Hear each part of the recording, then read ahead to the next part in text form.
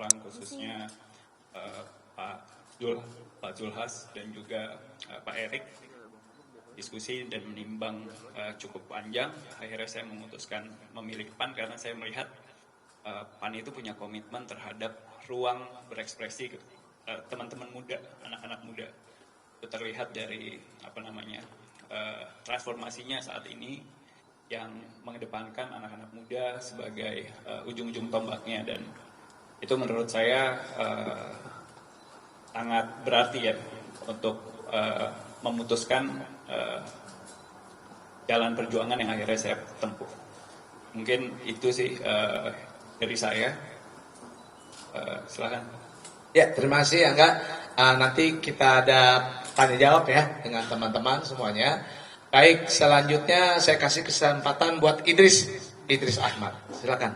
Ya, baik. Assalamualaikum warahmatullahi wabarakatuh. Selamat pagi, salam sejahtera, Om Swastiastu, Namo Buddhaya, salam kebajikan. Pertama-tama yang saya hormati Mas Eko selaku DPW DKI Jakarta, Mbak Zita, dan juga Mas Ivan dari DPP PAN dan seluruh rekan-rekan media. Pertanyaan pertama mungkin pertama terima kasih atas kesempatannya bisa ada di forum ini, di ruangan ini untuk menjadi langkah awal kembali gitu ya untuk melanjutkan perjuangan yang telah kami perjuangkan sebelumnya selama kurang lebih 4 tahun di DPRD DKI Jakarta. Pertanyaannya adalah kenapa masuk PAN, menyambung dari apa yang Mas Anggara ceritakan sebelumnya adalah hal yang pertama adalah transformasi yang dilakukan PAN, baik dari apa yang terlihat oleh teman-teman media juga, termasuk saya di DPRD, memang menjadi sebuah pertimbangan penting untuk meyakinkan diri saya bahwa PAN adalah ruang yang bermakna. Nah, kata bermakna ini jadi penting buat anak muda karena tidak hanya diberi ruang, tapi juga hak-haknya atau isu-isunya memang diperjuangkan, atau bahasanya Mas Eko ada eksistensi, ada ruang aktualisasi dan kesempatan untuk memperjuangkan apa harapan dan gagasan dari anak-anak muda. Selanjutnya juga saya sempat juga ngobrol dengan Pak Ketum gitu dan juga Pak Erick Thohir selaku salah satu cawapres yang diusulkan oleh PAN. Saya melihat bahwa rekam jejak dua orang ini memberikan keyakinan saya bahwa anak muda bukan hanya sebagai etalase, anak muda bukan hanya sebagai front di depan aja gitu, tapi benar-benar dari rekam jejak beliau memberikan kesempatan pada anak muda untuk bermakna, untuk berkarya gitu, dan pada akhirnya juga untuk mengabdi di pemerintahan khususnya di DPRD ataupun di sektor publik lainnya. Jadi saya berharap dengan bergabungnya saya di PAN, saya bisa merubah harapan anak-anak muda, tidak bisa menjadi kebijakan, bisa menjadi anggaran, agar benar-benar bisa menebar kebermanfaatan khususnya buat generasi hari ini dan generasi yang akan datang. Itu saja Mas Eko, terima kasih. Terima kasih Idris ya. Baik, sekarang saya kasih kesempatan buat Jovit. Silakan ya. Assalamualaikum warahmatullahi wabarakatuh. Shalom, Om Swastiastu, Namo Buddhaya. Terima kasih banyak Mas Eko, Mbak Zita, Mas Viva atas penerimaan yang luar biasa juga hari ini. Prinsip yang saya setuju dengan dua kawan saya sebelumnya, kita memutuskan untuk bergabung di PAN adalah bahwa kita melihat ada budaya egaliter dan meritokratis di PAN. Jadi bukan cuma menjual anak muda saja, tapi di dalam partai setelah kita melewati diskusi beberapa kali dengan Pak Ketum, Pak Erick Thohir, itu luar biasa bahwa ada komitmen menjaga marwah partai itu dengan melibatkan anak-anak muda berdasarkan kompetensinya, berdasarkan kemampuannya. Dan kami yakin bahwa PAN bisa menjadi rumah bersama, rumah perjuangan kami untuk memperjuangkan isu-isu yang memang kita percayai baik untuk Indonesia.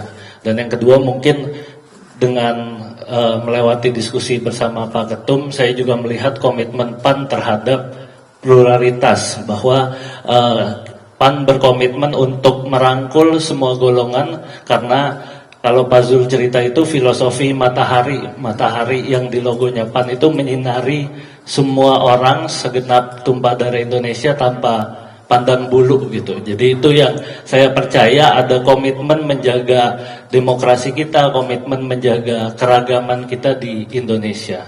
Begitu mungkin yang Siap. dapat kami sampaikan. Oke, terima kasih Jovin. Nah, ini kan tiga sudah meyakinkan dirinya untuk bergabung ke Partai Amanat Nasional, dan mereka, jadi perlu diketahui kalau di kita ini memang memberikan kesempatan anak muda itu bukan hanya sebagai vote-getter aja, pengumpul suara, tetapi justru pengambil suara, pengambil keputusan. Sekarang di sini anak muda semua. Terbukti kayak Mbak Jita, ini masih muda juga, udah jadi ketua ya, ketua atau pimpinan di DPRD DKI Jakarta. Lalu juga teman-teman yang lainnya mendaftar nih, caleg-caleg semua hampir muda juga, terutama di DKI Jakarta. Ya, jadi nggak salah di sini tempatnya. Nah, Samara, saya mau ke Samara ya. Coba Samara. Ini pertanyaannya adalah gimana melihat teman-teman PSI ini bisa bergabung di PAN? Menurut kamu gimana? Dan kamu nggak usah untuk Samara, nggak usah bilang bahwa saya sudah di PAN, nggak usah juga, nggak usah gitu. Semua orang udah pasti tahu gitu ya. Ya, ntar kita kasih kejutan lagi buat teman-temannya. Tapi sekarang tolong komentarin nih bertiga, kok bisa mereka nih dari PSI ke PAN, kenapa? Ya Mas Eko, bahaya Mas Eko ya. Sebenarnya hari ini kesini karena setelah melalui diskusi panjang ya dengan Ara, dengan Idris, dengan Jovin gitu kan. Ini teman-teman bertiga, Ara dan Idris juga incumbent di DPRD DKI. Alhamdulillah selama kurang lebih 5 tahun bareng-bareng sama Mbak Zita juga di DPRD, kita tahu mereka berdua bekerja keras, punya prestasi, punya keseriusan, komitmen untuk Jakarta. Dan ketika Ara, Idris dan juga Jovin ingin memutuskan untuk mencari kendaraan baru, partai politik baru, kita diskusi dengan banyak orang gitu, dengan Mbak Zita juga, dengan Pak Zul dan juga dengan Pak Erick Thohir, dan kita sama-sama sepakat gitu ya bahwa partai yang cocok, yang juga cocok di hatinya Ara, Idris dan Jovin itu adalah PAN gitu. Dan memang sebagai orang yang cukup dekat dengan teman-teman ini dan cukup dekat dengan teman-teman PAN, kita melihat keduanya memiliki kecocokan gitu. Kayaknya kalau misalnya dalam relasi itu ini jodoh gitu ya Mas Eko gitu, jodoh kira-kira seperti itu gitu. Nah, jadi mungkin Mbak Zita, Mas Viva, Mas Eko, saya titip teman-teman saya yang udah seperti keluarga, semoga sama-sama nanti teman-teman dan teman-teman PAN bisa berjuang untuk kepentingan Indonesia. Dan alhamdulillah kita lihat PAN makin banyak mendukung tokoh-tokoh yang progresif ke depannya, semoga terus konsisten. Asik ya. Jadi kesimpulannya adalah Jovin, Ara, Jovin, ya Angga dan juga Idris, ini bertiga adalah tentunya nyalek di PAN, ya nyalek. Dan mereka sudah menentukan di dapil mananya. Nanti biar mereka aja yang nyebutin. Nah, kalau sebut nyalek, artinya mereka bertiga nyalek. Kalau tadi kita dengarkan pernyataan dari Samara, dia sih nggak nyalek, tetapi emang support penuh untuk PAN, ya. Oke. Nah, sekarang kembali lagi. Siap, thank you banget Samara, udah support kita. Sekarang Mbak Jita, saya kasih kesempatan dulu untuk kamu. Silakan. Oke, bismillahirrahmanirrahim. Assalamualaikum warahmatullahi wabarakatuh. Selamat siang semuanya, udah mau siang kita ya. Terima kasih teman-teman media yang udah datang meliput kegiatan hari ini. Yang saya hormati Mas Eko, Mas Viva, dan Samara sahabat saya di sini, dan juga tentunya di sini ada 3 sahabat saya di DPRD DKI. Ada Ara, ada Idris, dan juga ada Jovin. Jadi Ara, Idris ini kita kerja hampir 2,5 tahun ya sama-sama di Komisi E. Jadi mereka ini sahabat-sahabat saya di Komisi E. Dan kalau ditanya Idris dan Ara bagaimana, udah nggak usah diragukan lagi. Komitmennya terhadap DKI Jakarta, aspirasi warga DKI Jakarta, mereka ini totalitas dalam mengawal aspirasi masyarakat. Jadi ketika saya dapat informasi, kita mulai ngobrol, saya langsung cocok di hati saya. Karena saya tahu 2 anak ini kerjanya nggak macam-macam. Pagi, siang, malam mengawal aspirasi warga DKI Jakarta. Jadi dengan masuknya Ara, Idris, dan juga Jovin, ini sebuah energi baru di PAN. Ya, energi baru, semangat baru, dan saya berharap pribadi semakin banyak lagi anak muda di DKI Jakarta ataupun di Indonesia jangan sungkan-sungkan untuk gabung ke Partai Amanat Nasional. Rumah kita bersama sudah dibuktikan oleh Idris dan Ara, dan insya Allah bersama-sama Idris, Ara, Jovin kita dan juga Mas Eko tentunya dan semua kader PAN di DKI Jakarta, kita bikin DKI Jakarta jadi pemenang. Amin. Ya, terima kasih Mbak Jita. Nah, saya sounding sekali lagi buat teman-teman. Jadi ini mengisi dapilnya yang sudah dia isi, ya. Jadi artinya kayak Idris ini di dapil 1 ya, di dapil 1, terusnya Angga di dapil 7 dan Jopin di dapil 10 ya, di DKI Jakarta. Alhamdulillah saya sebagai ketua DPW senang sekali mendapatkan anak-anak yang hebat ya, anak-anak yang keren, yang mumpuni, yang memang konsisten untuk memajukan kota Jakarta. Baik, Mas Pipa, tolong tambahin teman-teman ini mewakili Pak Jul, silakan, dan juga mewakili DPP. Bismillahirrahmanirrahim. Assalamualaikum warahmatullahi wabarakatuh. Salam sejahtera buat kita semuanya. Om Swastiastu, nama budaya, salam kebajikan, rahayu. Lengkap semua. Sengaja saya pakai bahasa itu karena memang menunjukkan PAN ini adalah partai yang di anggaran dasarnya menjadi partai nasionalis religius. Partai nasionalis religius itu artinya adalah partai yang bersifat nasional, yang tidak membedakan suku, agama, ras, kepercayaan, golongan, dan warna kulit. Semua bisa menjadi kader Partai Amanat Nasional, bisa menjadi pengurus, dan PAN ini adalah menjadi partai modern karena ada proses ideologisasi, kaderisasi, program, dan PAN ini adalah cerminan dari gelora anak muda. PAN adalah partai anak muda. Buktinya, saudaraku Ara, Idris, dan Jovin hari ini telah menambah energi baru, spirit baru bagi Partai Amanat Nasional. Di sebelah kiri saya ada yang WA ke sana. Posisi Mbak Samara apa di PAN? Isi tidak penting karena Mbak Samara itu hati dan darahnya sudah biru. Gitu. Yang kedua, Partai Amanat Nasional mengucapkan terima kasih kepada Ara, Jovin, dan Idris yang bergabung dengan kami di sini, yang menjadikan PAN sebagai alat perjuangan politik.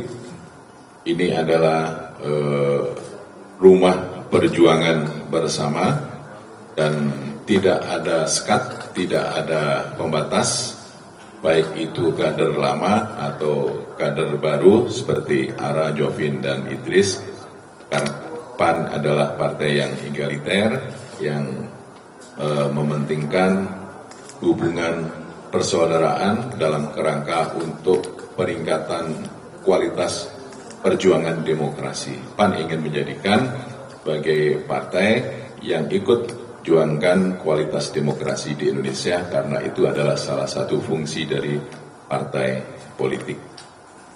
Kira-kira demikian dari saya. Terima kasih. Nah, baik, kalau gitu saya kasih kesempatan buat teman-teman untuk bertanya. Ya, satu sesi 3 orang dulu deh. Boleh, silakan. Kamu bertanya. Oke. Kasih mic-nya. Ada. Silakan. Siapa yang mau tanya? Kasih kesempatan. Kalau nggak ada, kita udahin aja, ya. Oke. Baik, kita doorstop aja. Nanti kita kasih kesempatan buat teman-teman untuk ngasih statementnya dan sebagainya. Sebelumnya, ada yang mau bertanya?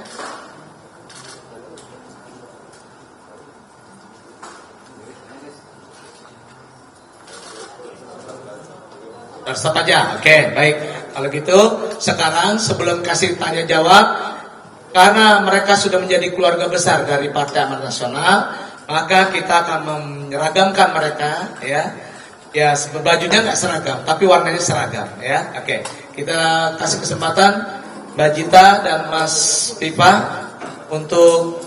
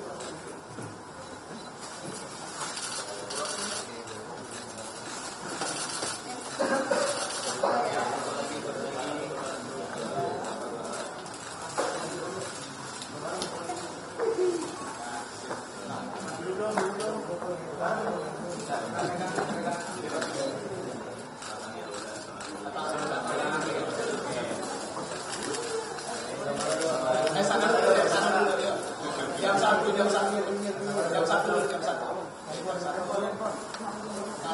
Sekarang masih jam 1 bawah. Ya.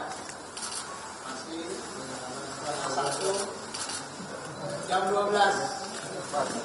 12 pas. 12 bawah. Oke.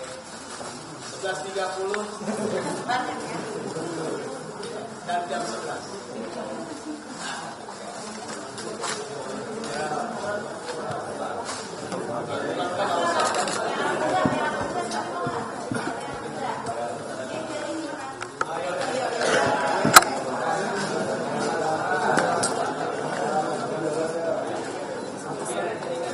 Ya, jongkok kan sini. Kamu jongkok kan?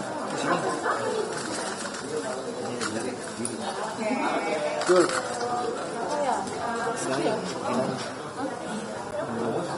Intan, tarik ke sini.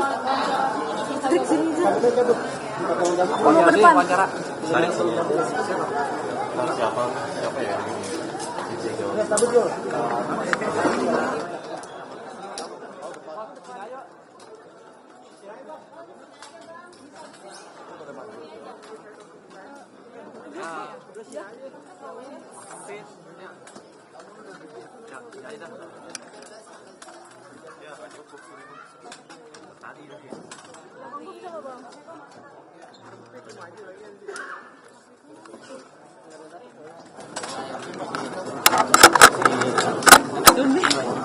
Iya, belakang tuh bisa kan?